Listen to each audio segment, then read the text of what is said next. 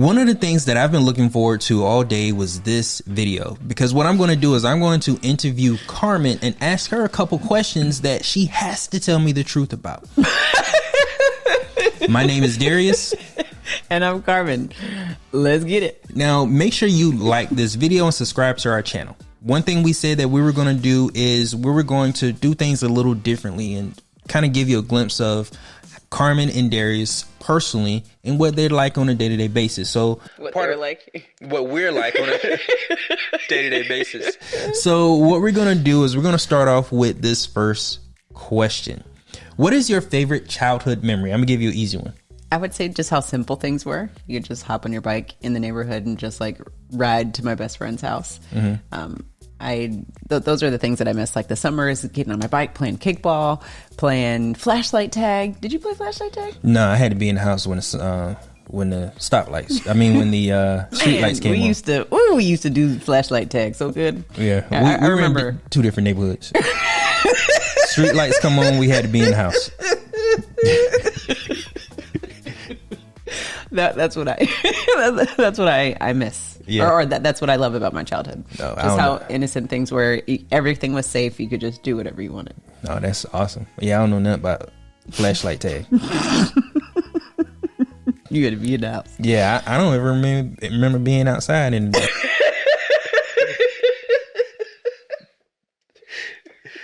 All right, so we're gonna move on. I had a nice neighborhood. Yes. How did you meet your spouse? Well, Darius and I met at a step show in college. Okay.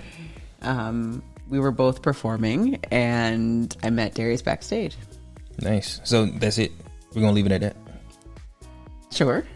Okay, you getting along these questions pretty okay, fast. All right. So go ahead. I can ask you a more difficult question if you want to move on. No, I mean, okay. So I met Darius backstage. He sat next to me. It wasn't backstage. There was supposed to be an after party, and it was raining really hard. So the plans got canceled, and so they had put everyone up, all the performers up in a hotel. Mm-hmm. So Darius and I met because we were all hanging out in a hotel. It sounds scandalous, but it's not. Yeah, and we were just hanging out because we all thought we were going to go party, and then we weren't. So everyone ended up just hanging out, and it just so happened that Darius sat next to me, and we had a really awesome conversation, and just like had instant connection immediately. Yeah. Same thing. Okay. So, okay, I'm going to ask you a little more difficult question. If you could ask the 10-year older version of yourself something, what would you ask yourself 10 years from now? What does life look like? We on jets. That's what I say. We get that jet yet, baby? Okay, then instead of what would you ask yourself, what would you like to tell them about yourself now that you hope that they've changed by the time or gotten better with by the time they're 10 years older? You're 10 years older. I would like for Carmen in the future to remember and appreciate like these days. And when I say these days, I mean like at every point in our lives, we've leveled up and we've changed and we've grown in different ways. And sometimes along the way, you can forget the work that you had to put in. And what I hope Carmen in the future would remember and appreciate all of the work that I've put in and all the sacrifices that I've made, and continue to be humble and continue to drive and want more for everyone, and just to continue to shine the light. Now, you mentioned sacrifices. What sacrifices did you make? Because I think with what we learned, that kind of has a negative association with it, the sacrifice, meaning you have to give up something. Well, not that we have to give up something, but if you want to be a different person, you have to do different things. Okay. And so when you recognize that you want this particular goal, I'm like, where's my hand? When you want this particular goal, you have to do different things to get to this point. And that is going to be a complete different life shift. Where you live, how you transact money, how you think about things, all of that is going to change. And the more access we get, the more money that we continue to make, and the people that we continue to surround ourselves with are going to challenge that. And I just want, well, I know, because, you know, in my heart, I will continue to be humble, and I will continue to appreciate the process, but to just enjoy the journey. Okay. I like that. Now, you talk about the things that you do. One question I have is, how do you think your mom would describe what you do? Like what we do right now? Yeah. How would your mom describe what we do? We go in the basement and disappear and make videos, and somehow it shows up on TV. No, but in a serious note, I would say my mom knows that we're life insurance agents. She is our client. But I would say that my mom doesn't quite understand YouTube or like technology and how we get the word out. So I think to her, it's just mesmerizing that we go in the basement, we put a camera on and make videos, and then all of a sudden it just shows up on the internet. Mm-hmm. So I think to her, it was just they make videos on YouTube, and she's excited to tell people that, but she doesn't really know what that means. Shout out to Mama. Now, are you looking for a life insurance policy specifically designed to help you accomplish your financial goals? And if you have a policy, or if you're looking for more education, would you like to be a part of a community with like-minded individuals who are all using life insurance to accomplish their financial goals? If so, click on the link below. We would love for you to join the Wealth Nation Money School.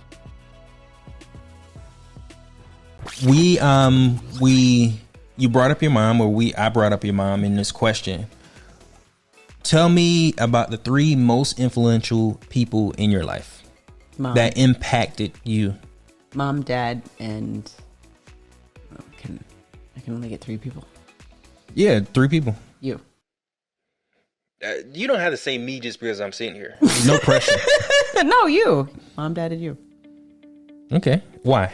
My mom and dad created my foundation, and you've helped me create my future. Oh, dang, that was good. You like that? Yeah, I like that. But in conjunction, obviously, with me doing the work, but you know, my mom and dad help set the tone and pave the way for who I have become. And I think in having a partner like you have continued to help challenge and show me my potential, and vice versa, of just what we together can aspire to be, do, and have. Okay. I like that. Now, and you helped me get my babies, and that's just the best thing. Now, speaking of your babies, we talked about your mom, your dad. What do you want our daughter to know the most about you and what you're trying to accomplish? Not just for her, but with her in mind. Do everything with love. If you do everything with love, you will never fail. I like that. Like it sounds simplistic, but for me, it's really coming from just sincerity of everything that I've experienced. I've had a complete ball building this business. And at the end of the day, it's always been with love. And because of the financial things that we've been through personally, the financial things that our family has been through, and our friends and everyone else that's come into our community through Wealth Nation, it's just about helping people and serving. That's the biggest thing. And when you serve, you recognize your potential. You can live and become your higher self, just so that you can continue to serve, because that's what we're here for at the end of the day. So if you do everything with love, you will always be a servant. I like it.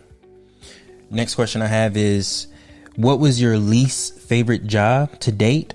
And from that experience, what have you applied in your business? My least favorite job became a necessity. So I was a pricing analysis for a government contractor, and we had to price out telephone systems for the government. And it was an Excel heavy job. I was way over my head. I was recommended for the position because I could talk well. So they gave me the job because I could speak well, but I had no Excel experience. My degree is communications, folks. He's the numbers guy. I never got a job for being able to speak well. So anyways, it was night and day in Excel, creating formulas after formula after formula. And for somebody like myself, that just makes my head explode, because I know that is not my gift. I'm true to that. But what it helped me see, probably after 6 months, was that Excel is an amazing tool that can help you solve a lot of problems and or a lot of financial issues. And I think I became good with budgeting and things like that because I knew the ins and outs of Excel. And also my boss at the time, she just challenged the hell out of me. And I just I was just so frustrated. I would come home and just cry and cry and cry because I was like, what did I get myself into? But it was the most money I was making at the time because I was right out of school. So, I was going through that dynamic. But I was very grateful for the lessons that I learned from a computing standpoint with that job. Okay. So from that experience, what have you applied in your business? I would say from a strategic standpoint of just understanding numbers, reporting, that's the biggest thing, reporting and being able to understand KPIs, key performance indicators, tracking, all of that. So it was good that you had that experience. Yeah, very much so. All negative experiences that we perceive as being bad are the ones that challenge you the most. That challenge you the most is preparation for what you're getting ready to do next. Amen. Yeah, it was 100%.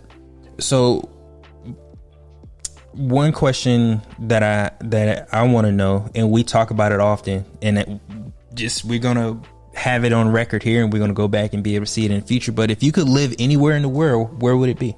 Okay, guys. So I really want to move to Portugal, but I've never been there. So I don't know if Portugal is in it for me, but something is calling me and I'm trying to get there. If not Portugal, I would say Spain.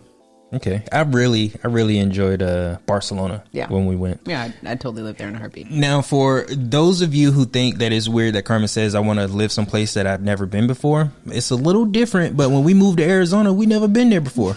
We had a ball. Yeah, we had a great time. We actually got our first place without ever seeing it. When we drove to it and pulled up, that's the first time we seen it. Yeah. And it actually wasn't finished, and we had to stay in a hotel a couple of days before we actually moved. That's right. Yeah. Remember having our big U-Haul in at the hotel because the place wasn't done? Yeah. And then we moved in and it still wasn't finished. I love those days. Yeah, man. That's what I'm saying. Like the future self, I want her to remember those things. Like all of the things that we've done and experienced, good, or it's all good. But just to sit back and be able to laugh and appreciate the things. Maybe I didn't appreciate it in the moment, but just to be like, man, that was amazing. Yeah. Yeah. No, I feel you. And that won't be the last time. It was the first time, but it won't be the last. Totally. That we have an experience like that. And one thing I hope that our daughter understands is that you don't have to. A part of life is not knowing, and when you can put yourself in situations where you don't know and see how you react with it, when stuff actually happens that you don't realize or you don't plan for happens, then you can handle it a little different because you have practice. Yeah, you have experience in that. Totally. So it's nice to manufacture those experiences so that when stuff really hits the fan, you can react a little more level-headed. Absolutely. Now, can I add something to one of the questions that you asked me?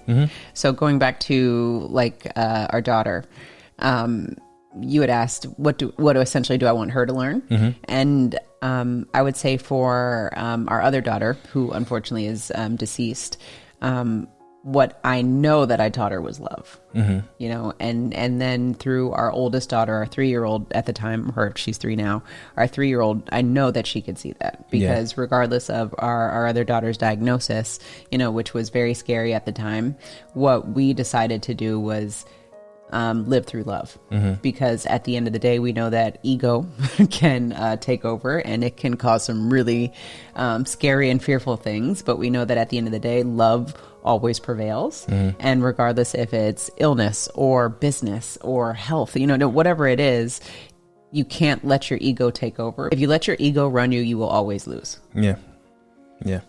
So this may be you mentioned Izzy, and I'm gonna try to ask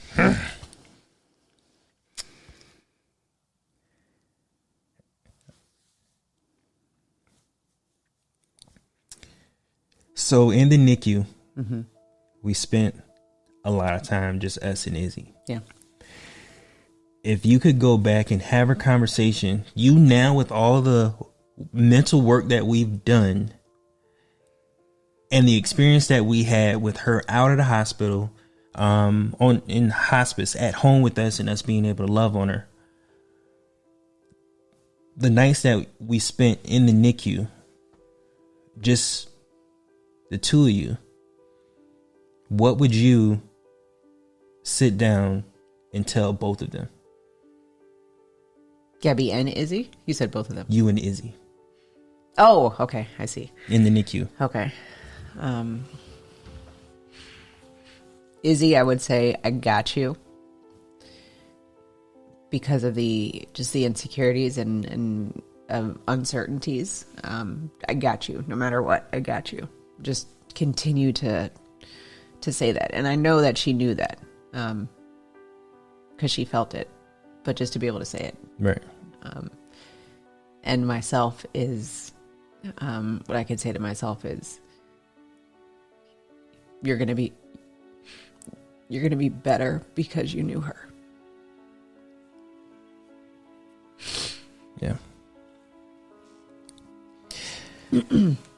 So I don't know how to end it like that. I don't want to end it on a negative note. No, it's not negative. It's not negative at all, because I think through that experience is what has energized us to have some of the conversations that we're able to have now, not just among ourselves, but with other people that do experience maybe not as much as the loss of a loved one, but yes, to that extent, because we sell life insurance. Yeah. I mean, yes, it's emotional. But because of this experience, like I said, I'm a completely different person. And because I'm this completely different person, I'm able to serve our audience in a way that I never dreamed that I could. Right? Because when we first got started, if you look at our first few videos, we were just young and innocent and just trying to figure it out and wanted to talk about money. But now I'd say my conversations are more about life and how to apply what we talk about to make life better. Yeah. And to not live in the constructs that people tell you that life has to be. Right. And then the experience after you lose a loved one is all mental. And when you do mental work on yourself, it is able to be applied in other aspects of your life, like your finances, like your relationship with the people that are living, and the strangers that you do come across in your day to day. You find ways to not only wake up with love, but to go to sleep with that same love. And it's our responsibility to, as things happen, it takes our levels down a bit, but it's our responsibility to do what we can to keep them up. Yeah, 100%. So by the time you come home and you may feel empty or drained, it's because the vibration that you was on when you left isn't the same vibration you're on when you come back. And you have to understand that, to know that you have the ability to increase it. Yeah, 100%. So through our experience of doing some of the mental work that we've been doing with grieving our daughter, we're able to come to you more vulnerable because it's coming from a place of love. And I love how you said that. Yeah. So I just wanted to say that to make sure that we end this on a positive note, end this on a note of love. And I want you to always remember to own your own lifestyle, or someone else will.